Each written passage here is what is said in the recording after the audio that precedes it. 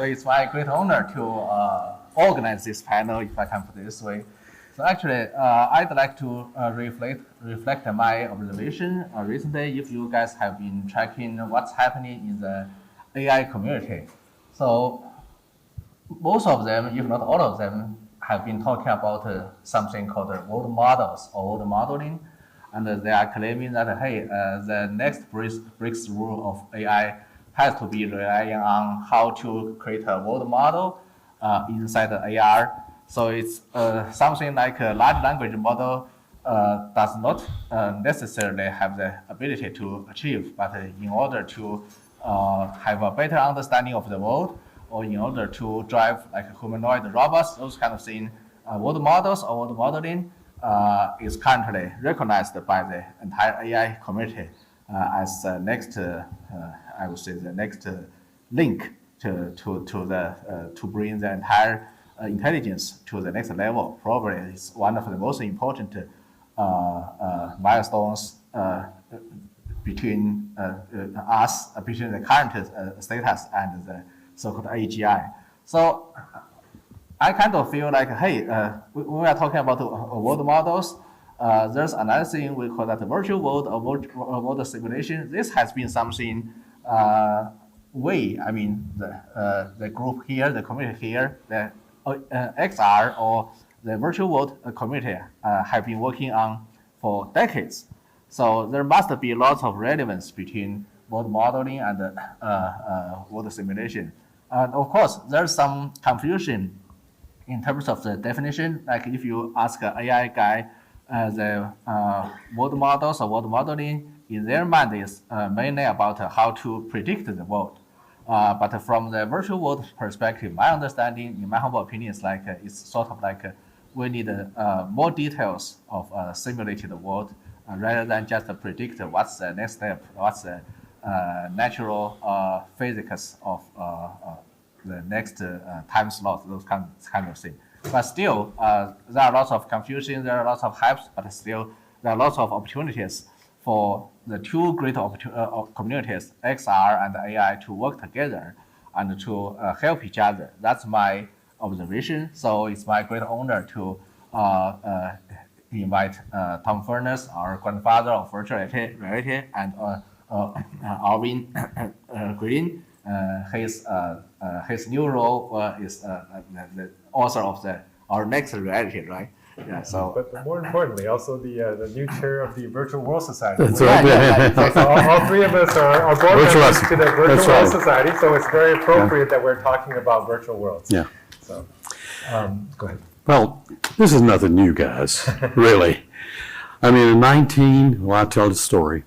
In the mid-1980s, I was working on what we call a super cockpit. Super cockpit was a cockpit that you wear. And in order to build this super cockpit in the real airplane, to fly in the real airplanes, because there's a lot of stuff you have to know about. You have to know what the terrain, especially if you're flying at night or flying at high speed, low altitude, you had to know what's out there in the physical world. And you had to know what's out there looking back at you, because that could ruin your whole day, And so if there are people radiating you, that means that they're tracking you and they may shoot at you. And furthermore, you had to know what was going on, everything, all the systems. You had 50 computers, and you were trying to figure out what was happening with all those 50 computers. And you had digital fly-by-wire, you had propulsion system, you had stability augmentation, you had all your threat systems, things like that. It was like drinking drink from a fire hydrant with all this information coming in, and yet you had this one crew member who was the chairman of the board and had to make decisions with all of this. And so how in the world do you take advantage? How do you do this? And so we were working on this cockpit that you wear that used binocular head-mounted displays, also tactile displays in your hands, binaural sound, all of this. This is in the mid-80s we were doing this. Furthermore, we had R2-D2 in the back seat. R2-D2 was our intelligent agent that worked with us. And the idea was, we called this agent did two things. One was called the pilot intent inference engine. That agent was sitting back there watching, trying to figure out what is this pilot trying to do and organizing and portraying information so it is such as a circumambience of information of what we call a mimetic display. It didn't look like all the dials and instruments in the cockpit. It was the big picture with all the information presented spatially where the pilot needed to work with it. So a spatial picture, what I call painting in the sky of this information. So one of the things, of course, you had to do is build a world, because you had to simulate this to begin with. Can this really work? How do you design such a cockpit? And by the way, elements of that you would take into the real world. So the idea was that it's a combination of AR and VR. And the only difference between the two is the transmission of the visor, because the visor changed its transmission depending on when you're flying and what you're trying to accomplish. You either see the outside world by itself, or you see the inside world by itself, or a combination of the two. So we were actually building this and simulating it back in the mid-'80s in the super cockpit. And so really the problem was we were using AI. We're using AI not only for doing the adaptive representation of information, otherwise it would be overwhelming for the pilot, but we're also using this to measure what was going on with the pilot. Was the pilot even conscious? Because in these high-performance aircraft, that is a likelihood they might not be. Pulling G's at the boundaries of consciousness, flying twice the speed of sound, things like that. So all of these were going on, and what we had to have is a pilot, not only a pilot state inference engine, but a pilot state monitoring system that would actually tell us what is the conscious state of this pilot. The pilot even awake, conscious, and overwhelmed, how stressed, things like that. So we were thinking about that, doing these kinds of things back in the mid-'80s. And of course, getting it from the laboratory into the cockpit, into real airplanes, took a while to do it. Until now, as it turns out. The F-35 Lightning, you guys have probably heard of that, the most advanced fifth generation fighter in the world, has my cockpit in it. But it took all that time to do it. But the whole point is, we realized the importance of having all these elements and how to build a world from the data we had, stored terrain database, what we were receiving in terms of the threat options out there. All of this had to be fused together so the human could look at the big picture and make decisions. And I think that really when we fast forward to where we are today, we're talking about the same kind of thing. Now we have a little better technology to do it. Yeah. We did it that time. So so that's my story. And you whippersnappers, this is nothing new. So maybe let me add a little slightly different perspective on the AI side, because when they started doing AI and Alan Turing said, oh, let's do this imitation test, it was all based on text. It was to say, oh, is something intelligent when I can mimic a human and be able to fool somebody? If you listen to Steve Wozniak, he's saying that's not a very good test. A good test is the coffee cup test, right? Where you allow a robot to come into your house and it makes coffee no matter what house it is. And to be able to pass the coffee cup test, or just the coffee making test, you actually have to have a world model. You have to understand where things are, what physical pieces are, what does each thing do, what happens when you push this button, what happens if the coffee maker is not plugged in, right? This is when people talk about world model, to make an AI AGI, to make it a complete intelligence that is able to understand the world, it has to know the rules of the world. And in the past, they've been doing world models based on just giving it the rules of what happens. Oh, if you drop a ball, it falls, and there's certain databases of these understandings of the world. But there's no way to fully understand all the aspects of the world. And so what's happening now is that actually with the new world models they're doing is that they're looking at videos and they're looking at the teleop systems to be able to innately let the systems learn the behavior of the real world, and then using that to then predict what will happen. So if you look at things like VO3 or the various Sora, all these type of things, a lot of them say, hey, these video models actually have a world model built in, because how would it know what happens when you tilt the coffee cup? Does the coffee come out? Does it not? If you drop a ball into it, how does the splash work? Right? To be able to make the right video, you actually have to understand the world. And to be able to make AI functional in the real world, it has to have a role model. So these things are now coming together, and you have people like Fei Li, who recently came up with World Labs, that is now creating 3D spatial environments through a prompt.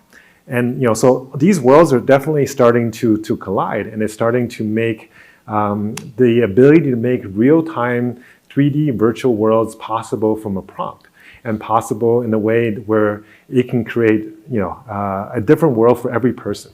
And I think that's going to be a real driver for adoption, and a real driver for interest and demand for devices that are going to be worn on our face, that will be able to leverage all of these virtual worlds and 3D videos. And even the video systems today are now creating, you can not just make 2D videos, but actually 360 videos that then you can play in an existing 3D XR device that allows you to feel like you're somewhere. So we're definitely come a long ways in the last, probably last 5 years. This whole space in terms of prompt to 3D world models, in terms of learned world models, are significantly something that just accelerated in the last few years.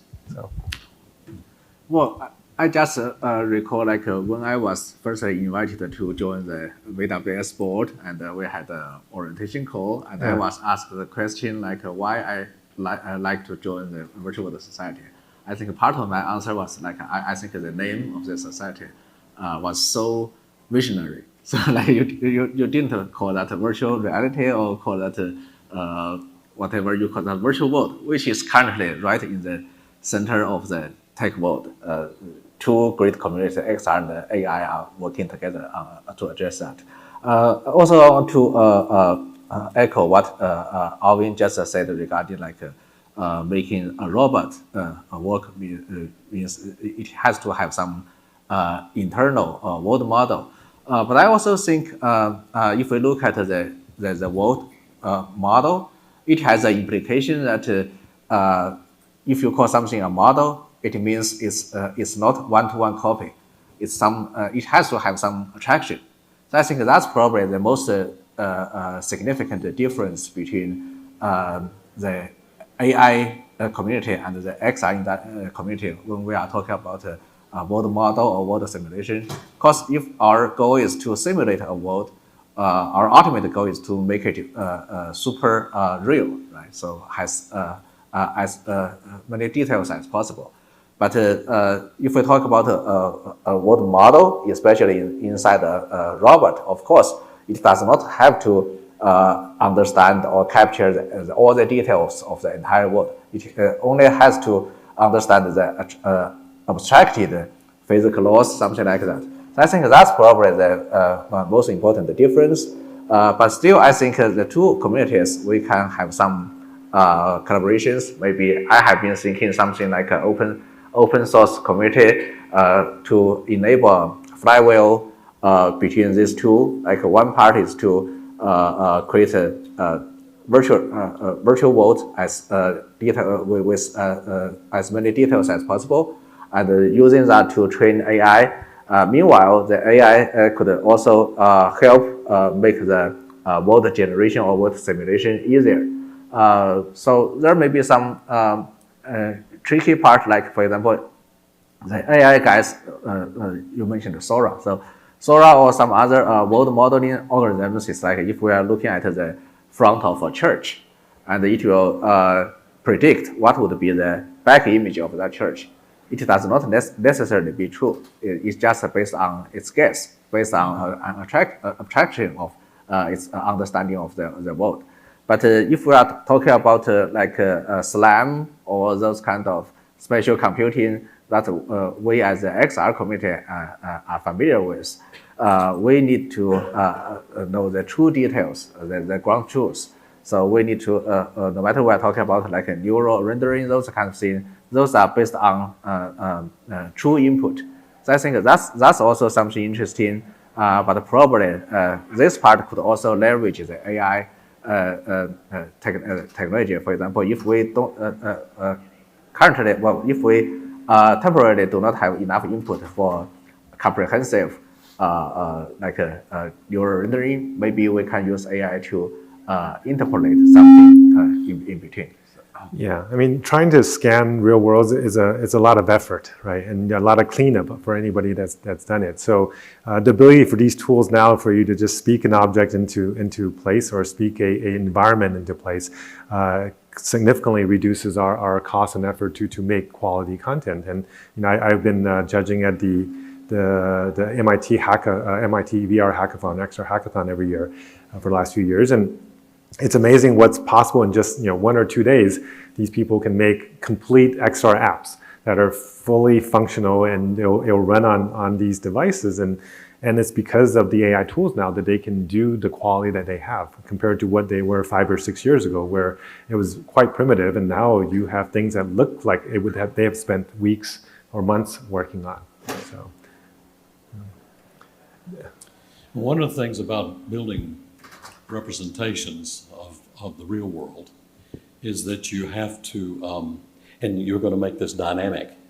Well, let's look at weather, for example. Our weather models are getting better every day, although still we don't have it perfect. Yeah. Weather guessers, but they're probabilities. And in order to make models better, we have to learn from them and match it with the real world. So the process of growing these models is important. Now, arbitrary worlds, like you say, make me a house in a desert and with the mountains in the background and the sun's up here and things like that. That can be done. It's arbitrary. But if you want to now use a model where you can really ask questions, for example, one of the things that we did in terms of world modeling in my laboratory at the University of Washington is look at basically what would happen if somebody set off a bomb in the harbor, in the harbor there in Seattle. And what would you do? How would you react to it? And how should you plan ahead of time in order to put your assets so that they could be, not only could you get the assets in the place where they need to be, but that you knew where they were and they would be somewhat immune to maybe this bomb going off. And what would you do with the hospitals and all these kinds of things? And that model would say, okay, what if this happened? Or what if that happened? What if the San Andreas fault propagated up to Seattle and we would have maybe 2 minutes to plan, to make a decision. And so, but things are changing all the time. All the assets are changing all the time. The first responders, where are they in real time? So in a way, it needs to be a living thing if we want to ask the what if questions. And to me, that's one of the powers that can come with a combination of AI using basically machine learning of these models of what's going on in the real world. What is the tide level? What's going on with the flow of the tides in the harbor, at the time that this goes off and so forth. Then you can start asking the questions. And by the way, what you want is, back to the virtual world, you want a real-time command and control system.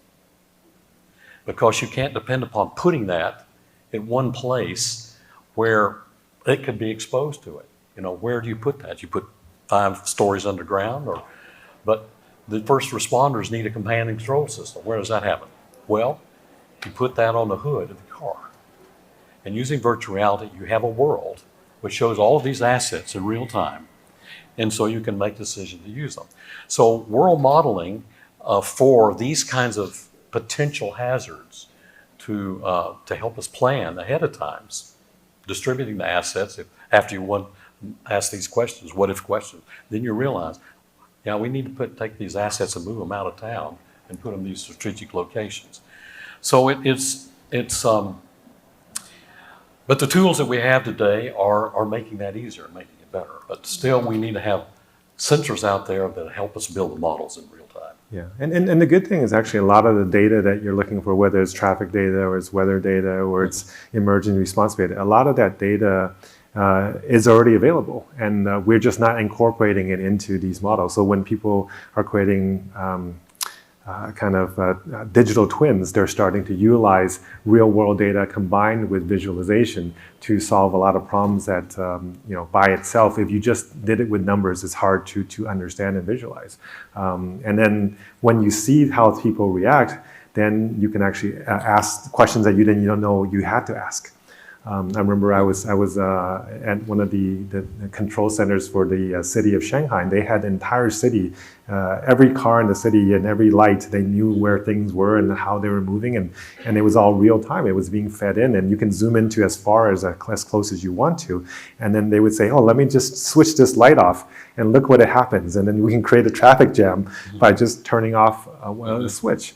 Right, and so now you know how to optimize it, and you know where blockages are. Right, so and another friend who was building the Shanghai Towers, one of the tallest buildings in Shanghai, or actually in the world probably, and he was talking about how do people move when they're in this giant building, and how do the elevators move people, and how many can you get out in different situations or emergency situations? How can the fire escapes, or can this emergency stairs allow for enough capacity of all the people that would be working or living in these places? So it's actually really important that if we want to make digital twins right, is that we have enough real world data to incorporate this. And even if you're going to make realistic games or realistic simulations, having the integration of virtual with real makes it much more effective. So, and all of this can be done almost seamlessly at a very low cost now. I think we can also spend some time, a few minutes, to address another dimension, which is also highly relevant to virtual world society. I think the end game or the element in the room is that if the world model enables AI to be so powerful, it's inevitably replacing lots of jobs. Right? So, but how to create new jobs, or how to satisfy people's needs for you need recognition. You cannot just rely on well-being. You need some sort of work to make you feel happy. Those kind of things are very relevant ethical topics to virtual world.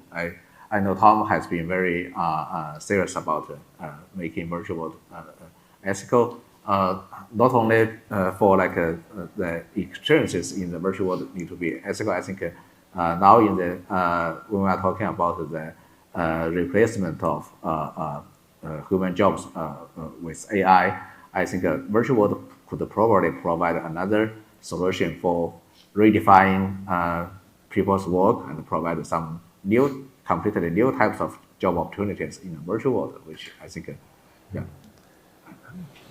Tom? Well, things are changing all the time, right? And this is nothing new about job displacement. That's been going on for years, when we had, the washing machines, and we had the dishwashers, and we had, all of this automation that we've done in factories, robots in factories making cars and things like that. We have to expect change. And it's not like you're for and out. You go to the school and you're done forever. That it's going to be a constant acceleration of change. I think everybody will agree with that. And so we have to adapt to what's going on. And basically, you can't go back to school. I mean, you're not going to go back to school again, So you have to have basically a school that's your buddy right next to you that helps you through this. And that's just where an AI agent that's connected to other agents that can help you adapt. And we're using YouTube for a lot of that now, right? We go to YouTube to figure out how to do it-yourself jobs and so forth. But that kind of thing, where it is constantly learning also. So as the job constellation happens, we can have these agents who are learning how to do these and teaching people how to do it, practicing doing it, simulating it like we did with Super Cockpit, and so that you can become this pilot of this advanced vehicle or whatever your job is. But at the same time, we have to have the understanding that there is no such thing as displacing a person. There is no such thing. The persons cannot be displaced. They can go to, they can be changed in terms of what they want to do, but we put too much, I think, too much attachment to these jobs as part of our identity. But we are so capable, we have more power than we think to do these changes if we desire to do them, so that we will constantly make a living. Now, Alvin will say, back to the future, what are you going to do when you don't have to go to work? Yeah, yeah, and I mean, I think virtual worlds actually can provide a certain layer where we have a parallel digital layer of employment and commerce, where we can be able to reach customers and customers and service providers between each other anywhere in the world. Because when you are on a virtual telecom system, if you have a skill set that somebody else needs around the world, you can provide that. We saw a little bit of that during COVID when people were working remotely. But I think if we can start doing that on a virtual basis, where it's even more 3D and more visceral, you can provide different types of services beyond just what you can do through a Zoom link. The other thing is we will soon be able to hopefully have a digital economy of digital goods as well. If we can create enough virtual worlds that are interlinked and create the metaverse that has been talked about for years, which I think we are actually getting closer to doing, especially if we start moving to more of a open standard for how we intercommunicate between networks and between platforms. There will be a market for people to create experiences and worlds that then they can make some additional supplementary income on. So I'm a believer in that. But I think mostly I also feel like what's more important when we lose, and when or if we do lose our current economic job that we do today, we can still go into a virtual world to satisfy and have an outlet for our energy and then to unleash the creative side of everybody, right? Because back when we were hunter-gatherers and lived with the animals and the nature, we weren't out there looking to clock in at 9 to 5 or 9 to 10, right? We went when the sun came up, and we got up and we maybe hunted for 2 or 3 hours or fished or gathered, and then the rest of the time we were spending time with each other to create family, to create tribe and community. And I think what will happen is actually the job displacement that we will have will not actually displace us from our humanity. It will actually give us more time to get back in touch with the humanity that are within us that we've actually lost because we've over-prioritized the labor, the occupation that we are in, and the status that we tie to that occupation. So, thank you. I think we are at the end of the panel. But yeah, maybe one question. Is there anybody with a question? Yes. First off, I want to say this is one of the most fascinating panels I think I've heard in a very long time. And I want to thank each one of you because you each bring a level of not only sophistication, but a level of expertise in which I haven't heard before. So I just wanted to first say that. The second thing is that I write about in my most recent AI literacy handbook about the process of people understanding AI. They have to, for example, understand the 4 parts. You have to understand the data. You have to understand the algorithm. Then you have to understand how it is tested, then understand how it is deployed. What are your viewpoints of society understanding completely artificial intelligence literacy? And to your point of digital twinning, in what cases is digital twinning positive and dangerous depending on the hands that it's in? Well, I mean, I think all technology are dual-edged swords, and so depending on how you use it, it can go either way, as I think Tom mentioned in the beginning. The issue with digital literacy and AI literacy today is that I think we have very limited literacy among the general public, and particularly among the policymakers who are making the decisions that are affecting everybody else. And that's actually the most scary and dangerous part, because they are being either misinformed or misguided by the people that work for them, either because they don't know or because they are serving themselves in some of those interests of wider giving advice. If we all have to live with the policies they're coming up with, we actually have a responsibility to make sure that our voices are heard more.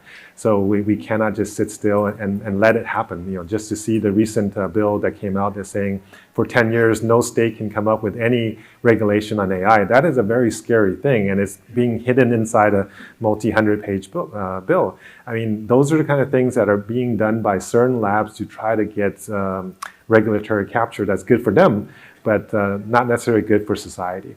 So we need to speak up. I think maybe one last question. I think we don't have time, sorry. Oh, we're out of time? Okay. Well, actually, one last thing is we have a Virtual World Society auction. If you can, it's going on this week all the way until Thursday at 5 p.m.